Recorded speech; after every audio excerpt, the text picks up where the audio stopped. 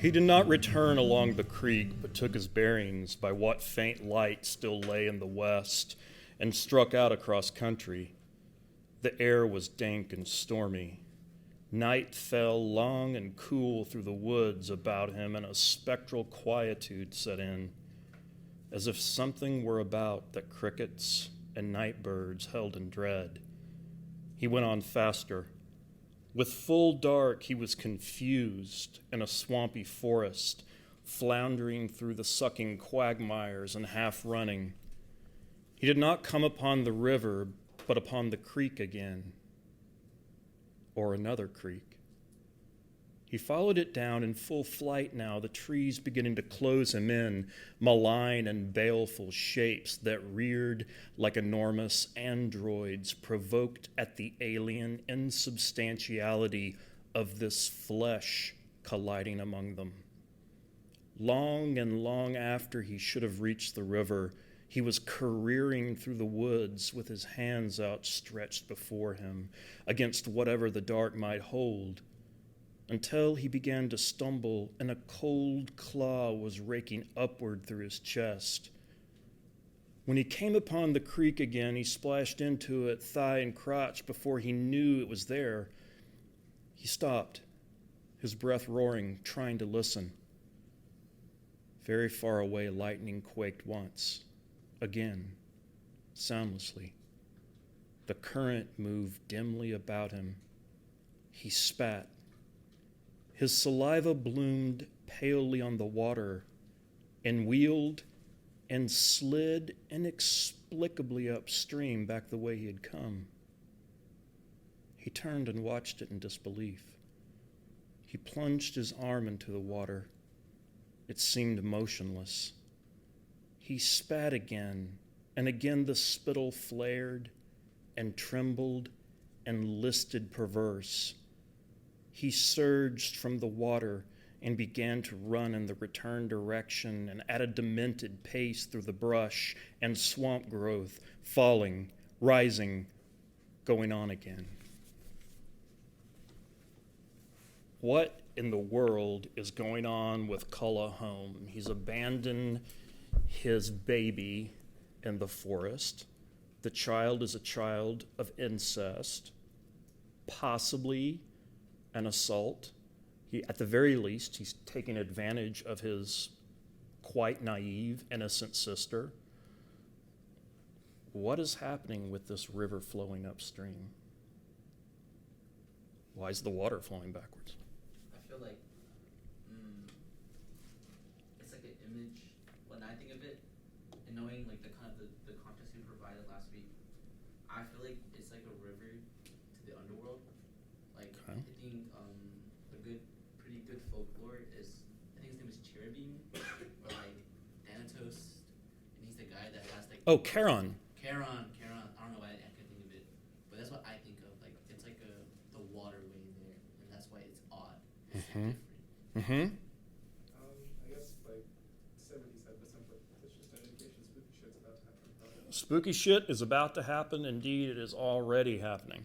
If you take like I don't know, just anything happening in a way it should like an apple falling upwards or something. Yeah. That's an indication that something in what we're about to experience isn't right. It's not right in Culla's mind, right? He sees this thing happen. He doesn't know what's going on. He tries the experiment again and is freaked out by it. In depictions of the underworld or hell, sometimes rivers are depicted as flowing backwards, right? It's like the reverse of what happens in the world that we're walking through, the living world. Are there depictions of rivers in heaven? I need to think about that. I don't know the answer. There are famous rivers that are associated with hell, particularly in Dante, you have the rivers of hell. And in myth, you have the river Styx, right? You cross this river and you won't cross back, I can't talk, or the river Leth, the river of forgetfulness. So, has Culla crossed into hell in this passage? Is he in the underworld now? Has he entered a different kind of space? In a figurative sense, I would say. Okay, in a figurative sense, he's crossed into hell. How so? Well, I think you sort of reached a point of no return because, as you said, the crime that you alluded to, I think it's honestly, I think it's a little bit rape. That's what my instinctual opinion was. And then after that, the river to me is just an illusion of what you did was so wrong that it literally broke the laws of physics almost. I love that. What you did was so wrong, it broke the laws of physics. It violated natural law, right? What you have done is unnatural, fundamentally unnatural. Let me ask this. McCarthy is a big one for transgression and the questions about redemption. Is redemption even a possibility? Are there things that people can do? Are there things that humans can do that there's no possibility of being redeemed for? Are there things that humans can do that have a physical, in the sense of physics, effect on their world? Like pedophilia, rape. I feel like those are things you can't come. So, two that come to mind, pedophilia and rape, are obviously examples of heinous crimes, right? Crimes of violence against people that are vulnerable, or sexual crimes. I think of any crime against children is just like into the shredder. You're dead to me. Dead to me. I don't know how old Renthi is, but she is depicted as being, she seems young in her depiction, right? I think it's significant that every man she comes in contact with, like, is attracted to her, right? There's the people they stay with, the father, like he comes around creeping on her, and then That's who that was? That was the dad? I believe so, right? There's the dad I and the thought son. it said the girl. It said they came in the light. It said, yeah, they. Well, there are two passages, right? There's the passage where they both come, but then there's the passage before the man comes and talks to her, and he's kind of like, It says the boy, doesn't it? Yeah. oh, it's the same boy from town, right? It's the boy from town, right? When they're in town, and he's like, here's all the money I have, and That's the son, though, right? yeah. You're right. So Yeah. anyway, she seems like she's attractive, right? These people are drawn to her.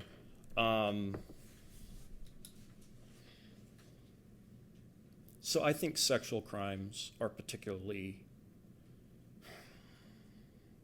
it's hard for me to think about redemption with regards to those. It's hard for me to think about someone who harmed a child being redeemed.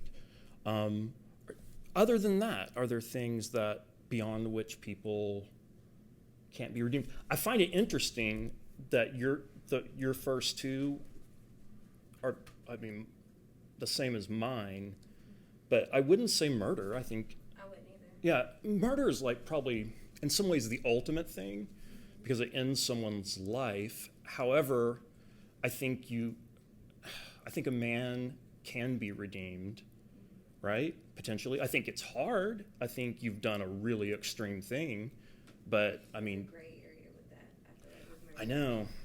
I feel the same way.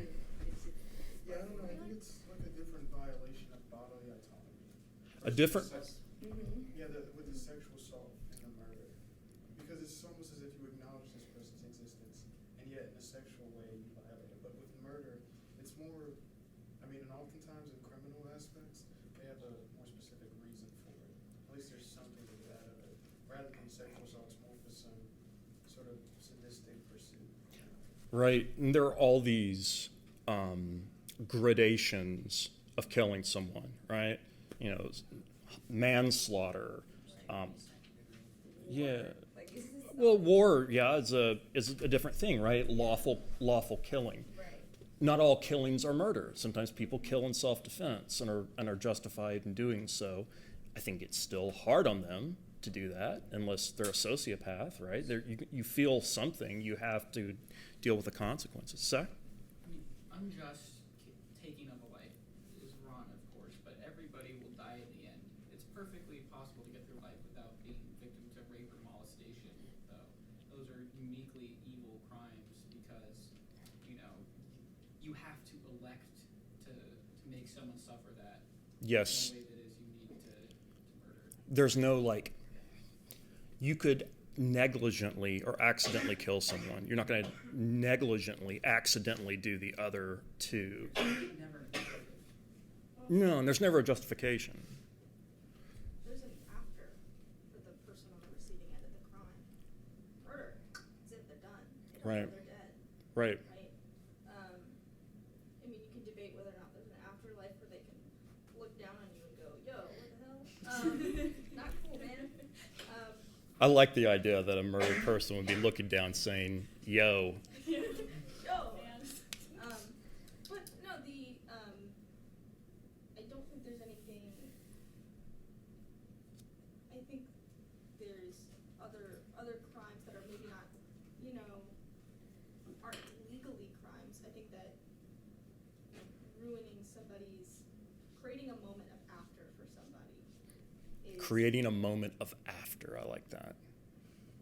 Which is like, we all do things that are morally questionable, but if you've done something like, I'm thinking about a parent abandoning a child, which I think is what is happening in this passage, where the point of no return is that the rivers didn't run backward when he coerced or assaulted his sister. Right. The rivers didn't run backwards after the incestuous product of, that Right. was born. Right. The child was born because it's not the He child. carried the baby across the river, and the rivers didn't run backwards. It was when he created an after for that child that everything was like, whoa, this is not okay. So, in the Gospels, Christ, when he talks about hell, says that a man will be cast into outer darkness, where there will be weeping and wailing and gnashing of teeth. And of course, the title outer dark refers to that conception of hell. In Christ's conception of hell there, or how I read it, hell is separation from God, right? Hell is isolation. It's almost like he's describing space in some way. It's not the hell necessarily that we picture popularly when we think about a conception of hell. And there are filters for how our idea of hell in 2024, whether you think it's a literal place or a metaphor or a myth or however you think about it, it gets to us in a very particular way. How often do you guys think about hell, or do you think about hell?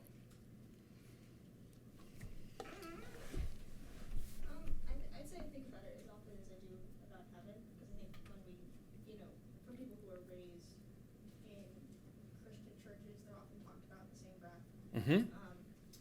But hell's almost more abstract than heaven, because the average person is not, depending on what denomination you are being brought up in, the average person is not going to hell if you follow the doctrine set out by Mhm. the church, right? Mhm. If you believe to have original sin, if you work very, very, very hard, then you'll get into heaven. Mm-hmm. If you believe that Jesus forgives you for your sins immediately after you're born, then you're like, okay, cool, I'll go to heaven. Right. It's like, if you violate the tenets of the religion or of treating yourself like an against yourself, right, then it is like, hell's not so much as a place as it is a punishment.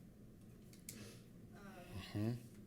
And I think the Catholic concept of purgatory is interesting. Yeah, in purgatory, your evil can be burned away from you. Your sins can be purged. It's not, maybe you didn't get the chance to quite earn your way into heaven in your mortal life, but eventually you will be allowed access, right? And Mhm. people held in purgatory don't go to hell, or maybe, I don't know. Mm-mm. No, they are processed into heaven, right? But they have to burn. The impurities have to burn away the way you would smelt gold and burn the impurities. But people who go to hell, they don't get. They don't. That's it. That's the idea in, at least, I don't know about the Catholic faith. I was raised Protestant, but an evangelical conception is like it's forever, it's horrible, it's unending. I talk about this. I was raised Pentecostal in a little bitty church in rural Oklahoma, and from the time, I can't remember not knowing about hell. Like, hell was always there. And if you were raised in an evangelical church in the South, right, I grew up terrified of hell, petrified, and that was it felt like, at least, that was spoken of more than heaven, more than Christ, more than redemption. And so I was just trying not to go to hell all the time. But also kind of like, I know I'm going to end up, there, right? A terrifying thing. And what was preached in our church is like, heaven is bright, wonderful, golden, not very crowded. And hell is packed, like packed. What does Christ say? Straight is the gate that leads to heaven, and few there be in. It's the narrow road. Yeah, broad is the gate to destruction, right? Yeah, everyone's headed there, right? I don't know. Did anyone else grow up like terrified of hell? Am I the only one that grew up? Yeah, can you tell us about that? Like, what was that like? So I grew up like Southern Baptist. You heard about hell, Yeah, that's like all they preach is like you do this shit, you're going to hell. right? I remember when I was in middle school, I wanted like an MCR shirt or something like that, going through my emo phase, and my grandpa was like, "Going to hell for that, boy." I'm 12 years old. Like, Yeah. It's like horrifying. I can remember like everything, like the youth pastor. I mean, you have to look at it from their point of view.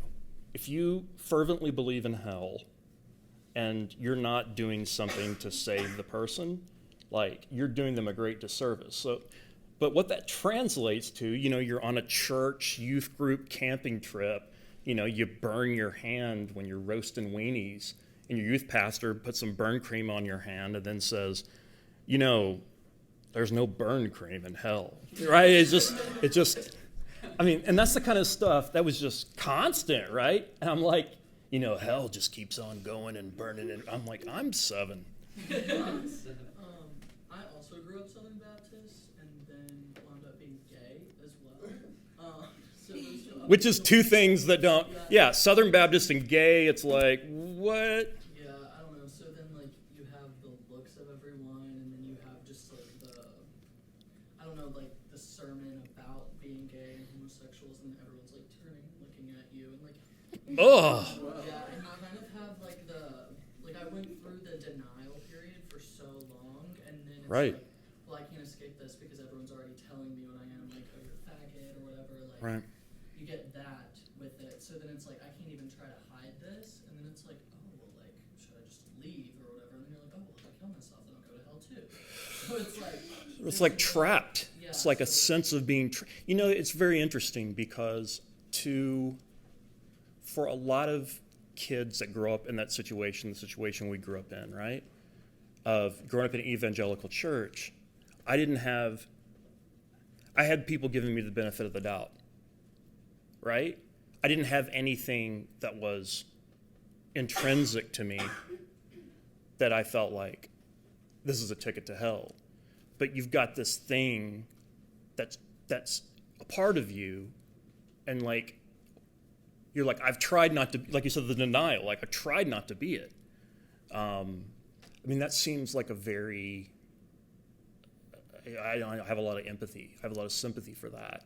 I didn't have that, but I wanted to listen to rock and roll, which would land you in hell back then. I think evangelicals have embraced rock and roll now.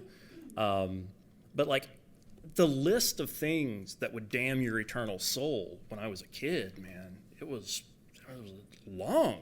Everything was going to damn your soul. And like the people in my church, my particular church, were like always putting more things on the list. right? And so there was this kind of puritanical, constantly probing yourself. You know, this thing that is actually good that I do, might that also be a sin, right? That's the kind of torment that you can live inside, potentially. So some of you think about hell. Yeah, please. Well, I was going to say, it's so funny because when I grew up, I didn't fear hell. I was more worried about heaven to me. That for some reason, heaven always seemed incompatible to me, even so young, because I thought that if I do die and I do go to heaven, I would be thinking restlessly about the people in hell. And I remember conversations with my pastor, and he'd say, oh, well, you really won't be thinking about that, which sort of worried me, because that means a part of my identity on earth would be lost when I go to heaven. And I think that would terrify me more than anything. I asked, yeah, I would please. rather just keep my identity and go to hell than go to be in heaven and lose some part of me that was on earth. And I wouldn't necessarily even know it, I think. Well, you're paraphrasing there, very interesting. You're paraphrasing John Milton from Paradise Lost, right? And Satan is kicked out of heaven. He falls. And It's a great epic poem. yeah, it's amazing. And he rolls around in the fire a while, and he's feeling kind of down with himself. And then he kind of stands up, dusts himself off, and he's like, you know what? This is pretty based, being in hell. It's better to reign in hell than serve in heaven. Like, I'm going to run this shit. Like, I'm going to get my demons together. I'm going to bring some women in here. We're going to set this motherfucker off. Like, it's going to be great. Go ahead. My experience with, because I was raised Catholic. It was Yeah. it was pretty loose. Like we weren't. My dad he didn't push it on us really as heavily as other parents have done. It was just the way he described it is he just wanted his kids to have something to fall back on if things were hard. Mm-hmm. And, my whole impressions of heaven and hell, I didn't think about it super often, mainly because as I would find out later, I didn't give a shit about religion, and so now I don't follow any.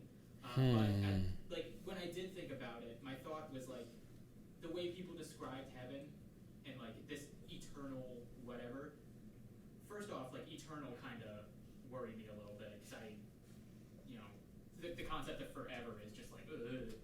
But also, whenever I thought about how people describe heaven, my first thought was that this sounds kind of boring.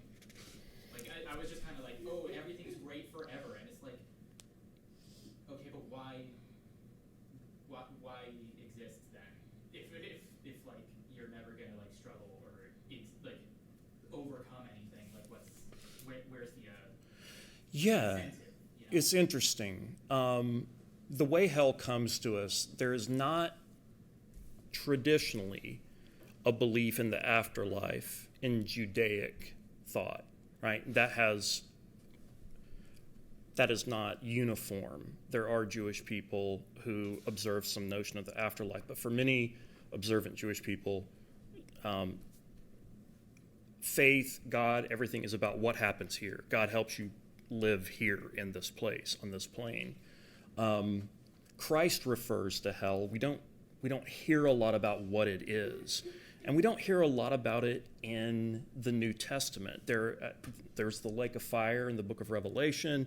There are a few other mentions, but you don't really have a very full picture. In Norse myth, there is the word hell, H-E-L, right? And there's a sense of an afterlife and burning and punishment. And then the Catholic Church begins to kind of expand on various ideas about an afterlife and punishment. And then Dante comes along, right, and writes Inferno. How many of you read Inferno, the Inferno? Right, so several of you have, right? So Dante's this great poet, and he decides, I'm going to give my readers a vision of the afterlife. We start off with Dante. By the way, the passage where Culla crosses into his hell, bottom of 16, with full dark he was confused in a swampy forest, is an almost direct quotation of some translations of the Divine Comedy at the beginning, where Dante, the speaker of the poem, is in the middle of a dark wood, right? And he's sort of lost his way, and what's, he's at the middle of his journey through life. He's about 30, and what's this going to be? And the poet Virgil comes to him and is like, I'm going to take you into this vision of the afterlife. So then, the way hell is structured in Inferno, imagine kind of like a cone that goes downward. And there are 9 circles, right? And the worse things that you do in this life, the worse you're punished. Interestingly, there's a vestibule, a kind of foyer to hell, right? And those are the people that are not wicked, but they just didn't have a saving knowledge of Christ. And they live in a kind of twilight. And there's a sadness to it, but there's not the kind of suffering you see. And then eventually you go all the way down, Virgil leading Dante, and Dante begins talking to people that are in different circles. And some of these people are historical figures. Some of these people are figures from Greek and Roman myth. Some of these people are people Dante knew and didn't like, that he just decides to plant their ass in hell, right? He talks to Odysseus, who, is called Ulysses. And Ulysses is bound up in a twin flame, right, and suffering. At the very bottom of hell is Satan's mouth, and it's like ice cold, and Satan's champing in his giant mouth. And who ends up there are Judas Iscariot, Cassius, and Brutus, right? So the betrayers are the people that end up in the very lowest rung of hell, being like mauled by Satan. And then all the layers in between. It's also occasionally funny. And the Divine Comedy, and comedy in the sense not of necessarily funny, but we go from a low place, hell, to a high place, heaven. We're going to go through 3 different regions, Inferno, Purgatorio, and Paradise, right? There's a scene in which a devil farts in Dante's face. The line is, and he made a trumpet of his ass, right? So Dante gives this really detailed cosmology of hell and a detailed vision of what this afterlife looks like. And that it's massively popular. It enters the literary and the popular consciousness, these ideas of hell and suffering and it being detailed in a physical place, right? And then Milton comes along in the 1600s and 17th century, writes Paradise Lost. Satan, is falling and falls in the bowels of hell. And, there was no cinema, but the first books of Paradise Lost are very cinematic and vivid, right? That enters the consciousness. And so our notion of hell in 2024 is informed by Norse myth, by Dante, by Catholic Church tradition, and by Milton, and hugely by Milton. In all of that, there's this sense of equity and justice. The things you do in this life translates to something after the life. Like nothing is left not written down in the accounts. What Cormac is doing, the hell that Culla seems to enter, I would say that once he crosses that creek, he's in a slightly different space than the other characters, right? Renthi occupies a little bit of a different world. Now, they still interact with each other, but Cormac's idea is that this hell just overlays the world that Culla lives in. And the trees taking on this, malevolent kind of aspect, and the creatures and everything being frightening. Cormac is a big believer in, I shouldn't say it that way, that he's a big believer. Cormac is fond of ideas of Gnosticism that come out of the 1st century. Theological Gnosticism.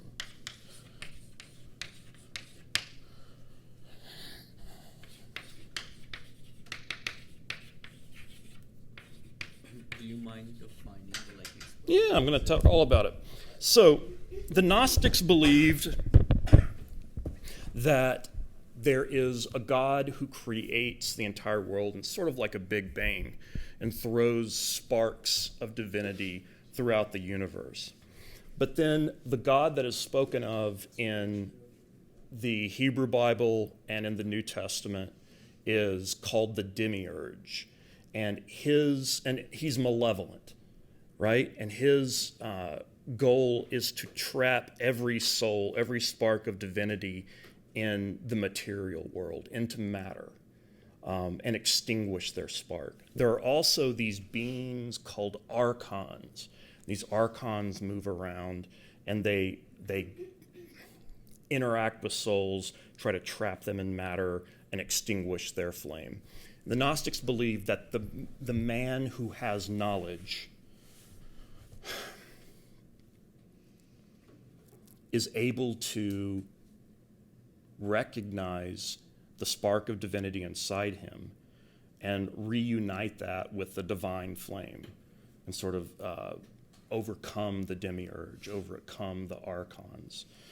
The three beings that travel through Cormac McCarthy's Outer Dark are very similar to archons, and they're trying to extinguish flame. Whether Kola has a spark inside him that's not already extinguished is a question we'll have to look at later on in the book. Rinthi certainly has it, and we have a good deal of sympathy for her. She's such an innocent.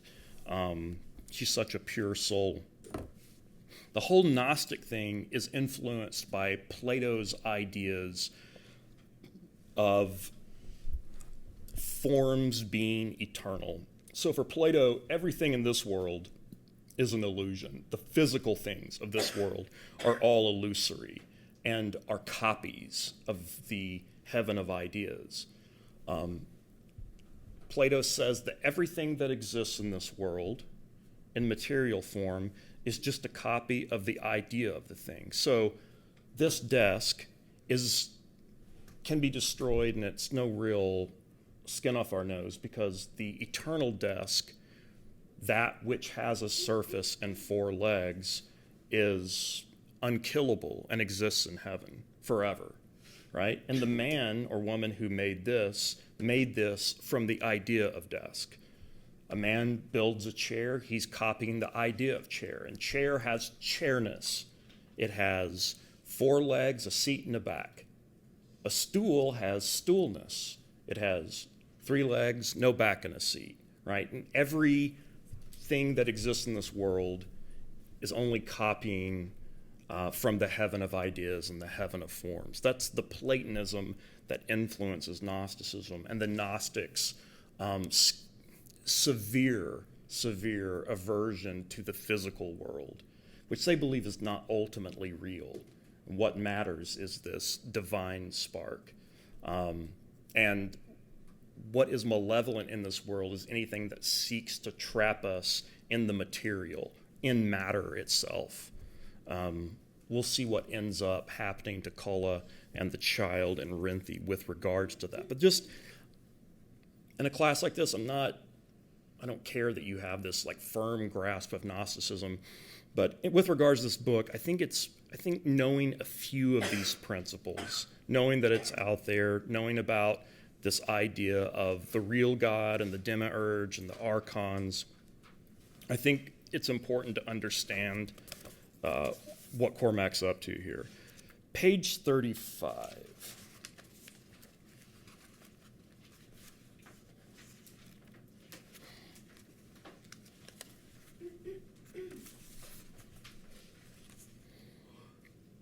They entered the lot at a slow jog, the peaceful and ruminative stock coming erect, watchful, shifting with eyes sidled as they passed, the three of them paying no heed, seeming blind with purpose, passing through an ether of smart weed and stale ammonia steaming from the sun-bleared chicken run, and on through the open doors of the barn, and almost instantly out the other side, marvelously armed with crude agrarian weapons, spade and brush hook, emerging in an explosion of guinea fowl and one screaming sow, unaltered in gait, demeanor, or speed, parodic figures transposed live and intact and violent out of a proletarian mural and set mobile upon the empty fields, advancing against the twilight, the droning bees,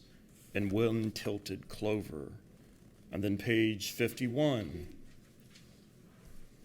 They came across the field attended by a constant circus of grasshoppers catapulting from the sedge, and entered the wood deployed in the same ragged phalanx, while before them passed solitary over no visible road a horse and wagon surmounted by a harried-looking man in a white hat.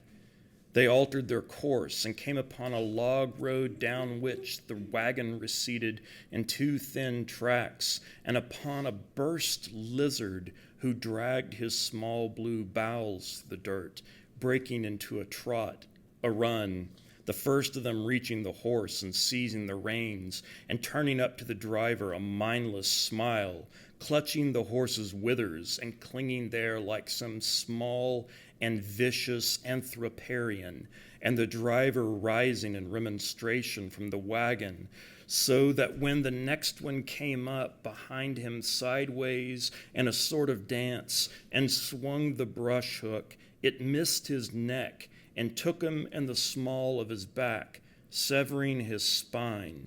And when he fell unhinged sideways and without a cry.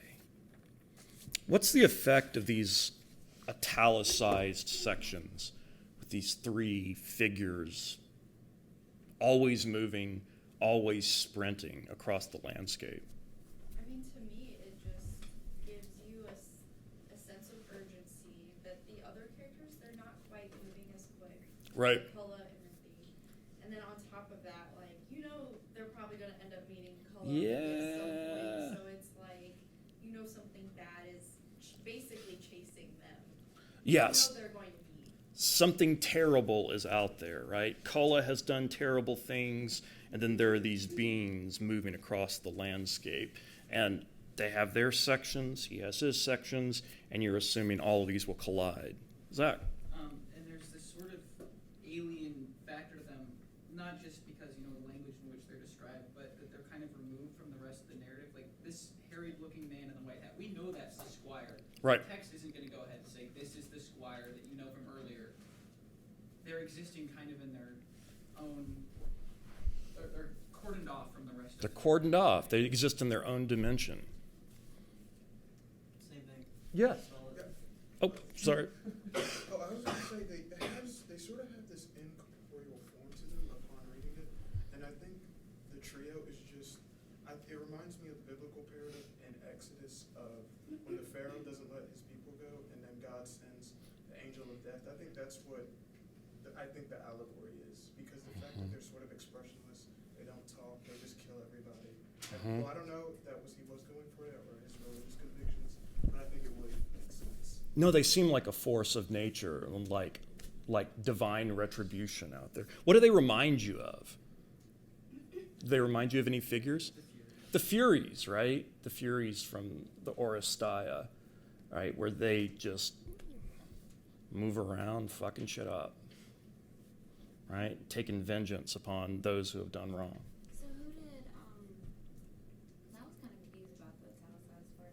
Who does the person that slid down on the side, or who are they talking about? No, which thing? Which? They're like, we just read it, I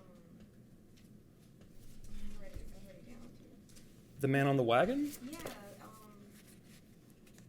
That's the squire, right? yeah, what happened to him?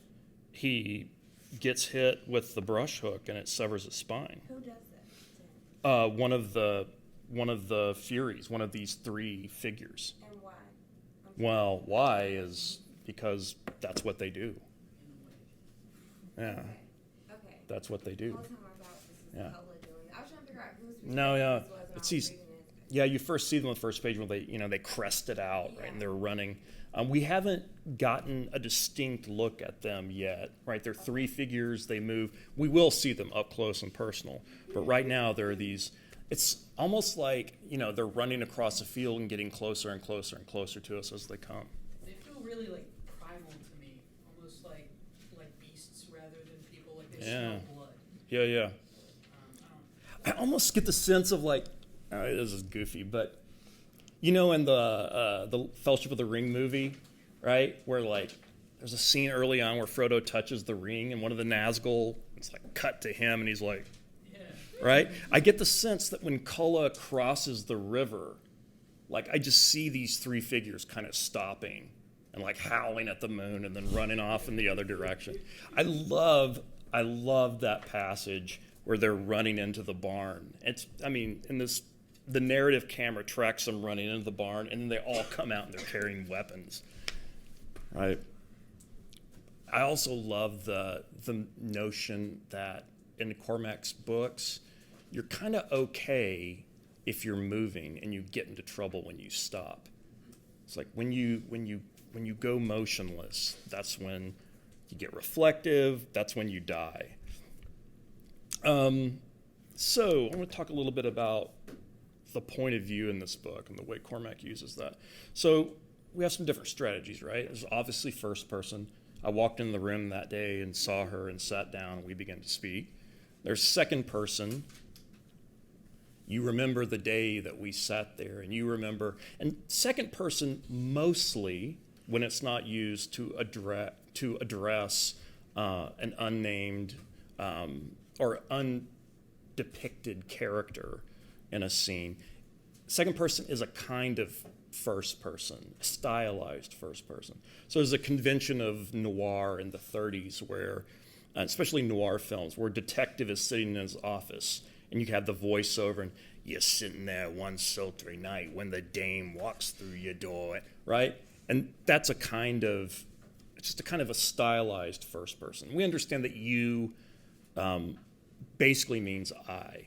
And then with third person, you have some different possibilities. Obviously, there's the big one. Big, I mean, in terms of its lens. There's third person omniscient. In a third person omniscient voice, the narrator can offer a microscopic or a macroscopic or a panoramic view of the story. The narrator can go into the minds of any characters. The narrator can tell you what that person's thinking, feeling. The narrator can flash forward in time or back in time. The narrator can stop the narrative and do a kind of essay like Tolstoy does in War and Peace. You have this tremendous latitude, or third-person omniscient has tremendous latitude. It's mainly a convention of the 19th century novel, though. Tolstoy uses a kind of omniscient third-person narrator. A lot of English novels of the time use this omniscient third-person narrator. As we get closer to the 20th century, we get closer to like getting to the individual consciousness, right? Now, splitting the difference between first-person and third-person omniscient is third-person limited, which is most of fiction, right? The Game of Thrones books, the Lord of the Rings trilogy is mostly written in third person limited, where it's third person, but you're very close with one character. You're going into that person's POV, telling us what he or she thinks and feels, and sometimes having direct access to that character's thoughts. And then there's this other rarely used register, which is third person objective, which is this, where it's third person, we never enter the thoughts, the feelings, the sensations of the characters. It's as if there is a camera mounted outside these characters and the narrative camera just watches them. That's the method of Outer Dark. It's the method of Cormac McCarthy's Blood Meridian. The first instance of it that I'm aware of in fiction is Hemingway's Hills Like White Elephants, the short story you've probably read, right? Where you just have like kind of a narrative camera sitting there recording, or that's the effect, right? It records what this couple says to each other. And they're talking about an abortion in a very sort of like coded way. You kind of get what they're talking about through context. And a lot of that story is what's left unsaid. But you don't enter the woman's mind, you don't enter the man's mind.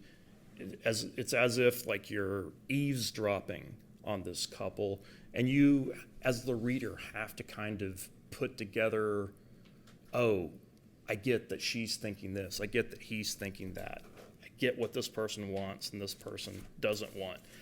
An example of, I think, how this works really well in Outer Dark, on page 30, Culla comes back in after abandoning the child. Renthie's there in the cabin. He eased himself down on the bed. When he looked at her again and the light falling slantwise across her, he could see, like dark tears, 2 milk stains in the thin cotton cloth. He looked away. Right? In between those 2 sentences, what Cormac leaves out is what would be a paragraph in a lot of writers' third-person limited, right?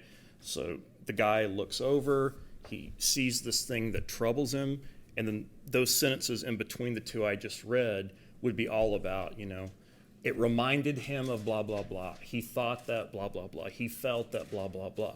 What you have here is Culla sees something he doesn't like, he looked away, right? And then as a reader, you're left with, oh, like, I get that this is unpleasant. I get that he's feeling like shame. I'd rather not be reminded. And you have to think about, well, okay, if he sees evidence of her lactation, that reminds him of the child. This is the child he just abandoned, right? So it's just kind of like using very subtle brush strokes to evoke all of this kind of stuff, right? I'm not saying that any of those techniques are better or worse. I'm saying that those are all tools, and they all produce a certain kind of effect.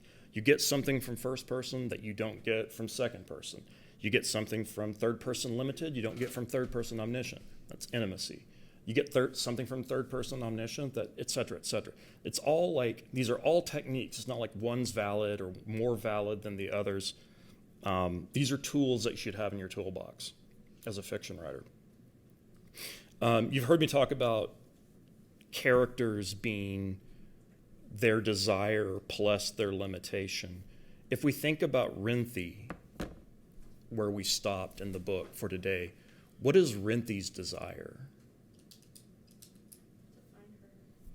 To find her child, right?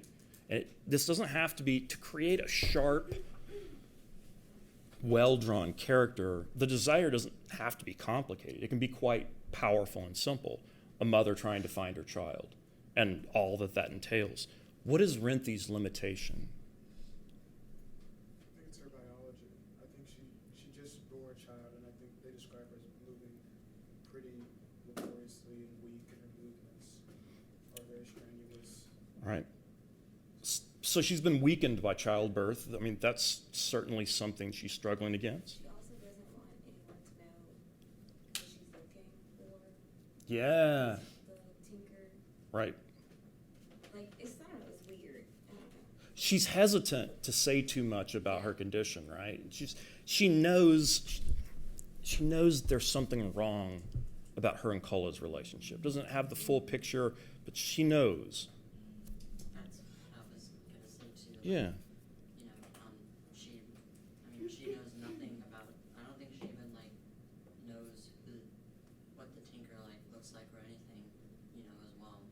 All she knows is what she's heard. Right. From when he's outside.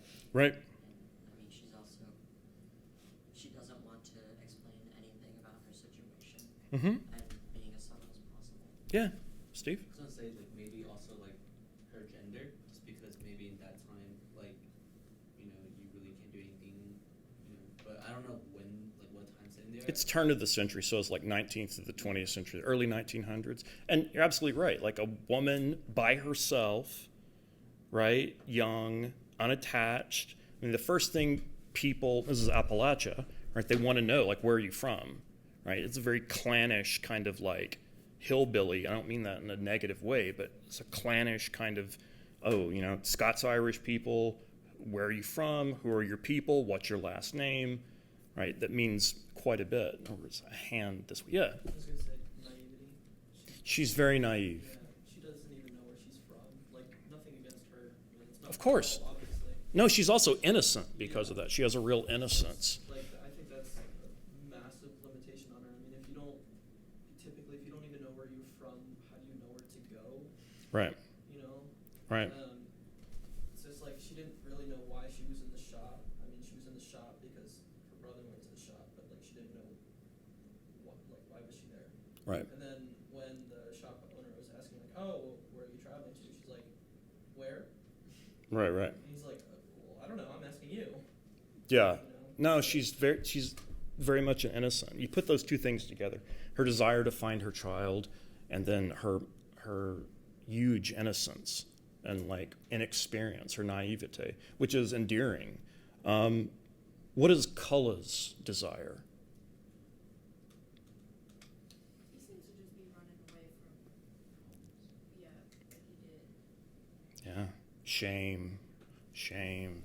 Well, to be free of the consequences of his actions. To be free of the consequence of his actions. Is it possible to do something terrible and then to sever your connection with your past? That's what he's thinking, at least. Yeah. If he had enough funding, maybe. Yeah. I feel like if we're going to go super deep with it, I feel like there's not, because you will always remember what you did. Like, there will be triggers to it. There will be like, oh yeah, I did this. There's no like running away from it. I feel like even as a Christian, as a like born again Christian, I still remember the horrible things I've done. I don't think about it as like bad. Like, and I am forgiven. But I still think like I wasn't a good person. That's a reminder to be as forgiving as possible. I think that's why I feel like no matter how bad you did, unless you're just really oblivious and you choose to be ignorant of your bad decision, I don't think you can ever really sever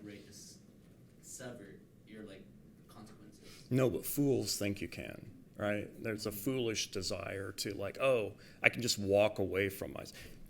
Llewellyn Moss, No Country for Old Men, right? There's that scene where he picks up the girl on the side of the road and he's talking to her, and he says, like, yeah, you can think you can run away from yourself.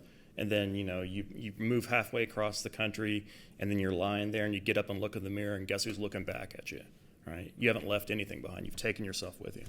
That reminded me of May, December. I don't know if anyone's seen that movie. But it was really good, everyone. But also, like, just the main character who had an affair with a 7th grader and then proceeded to, like, marry him years on down the line and have children with him.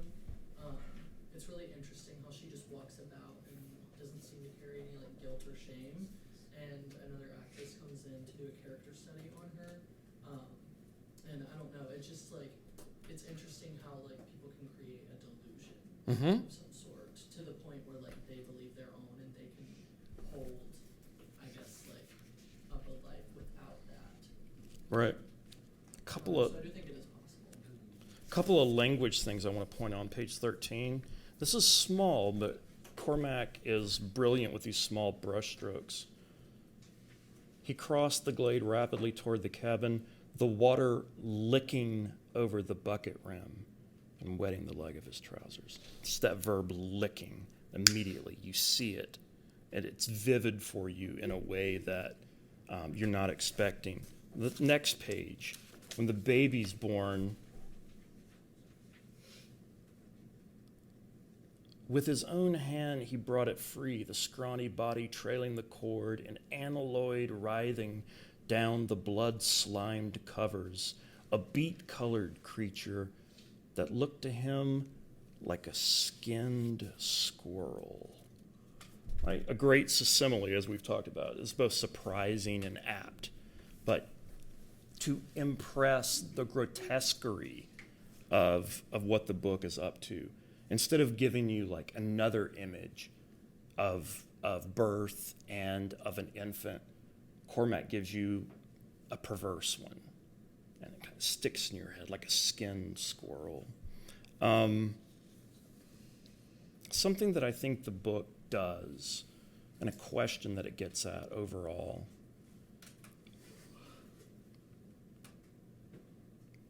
When you transgress, as Kola has done, and you sin against someone, he sinned against his sister, he sinned against his community. What happens after you sin against someone? After you wrong someone, what happens? Like, that happens. What's the psychological process if you do something wrong to somebody? What's that? Well, no, before that, but like in terms of your own feeling. You're going to say eats you up until you ask for forgiveness. Okay, if you're smart and you do the right thing, you wrong someone and it eats you up, and then you ask for forgiveness and you get peace, right?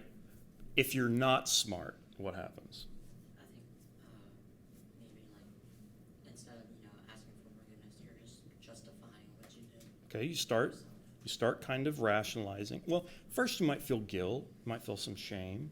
Then to live with it, you start to rationalize. I think it turns And to kind of opposite of what you were. I think every time you, at least growing up, I went to a little community church, and we were told that every time you sin, depending on the gravity, of course, but every time you sin and you don't own up to it, a little part of who you were as a child, that little innocence you were when you were born, a little bit of it dies. you sin against your own innocence. Yeah. Zach doesn't like that. It's hard for a 7-year-old. Yeah, I was scared of it. But I think that when you start to justify the evils of your actions, you kind of become the evils of your actions. You ever meet someone and you become friends with them or in this relationship, and there's someone in their past, like they always talk about X person, Bill or Donna. They won't, like, this person's no longer in their life, no longer live in the same place, and they're just like, this person always comes up, and they're like, I hate this, I hate them, I hate their guts. And I'm like, holy crap, and then like over the course of the relationship, the more you learn, you realize, oh, you hurt that person really badly. I think the weird psychological thing that people do, you can really come to despise the people you've harmed. And I think that changes you. So when you meet someone that has a lot of hatred toward a person or like a community, a whole group of people, it might be because they did something really bad to them. And in order to first feel guilty, you get tired of feeling guilty, you justify, and then you start saying, why did they make me do that? They wanted me to do that so they could feel superior to me. It just keeps on going, right? I think we're going to see something play out with Kola. And probably the worse that you sin against somebody, the worse that you hurt or harm somebody, the more intense that hatred becomes. He wronged Renthi, certainly wronged his child, his baby. You could come to hate your sister. You could come to really hate that baby. Have a good day.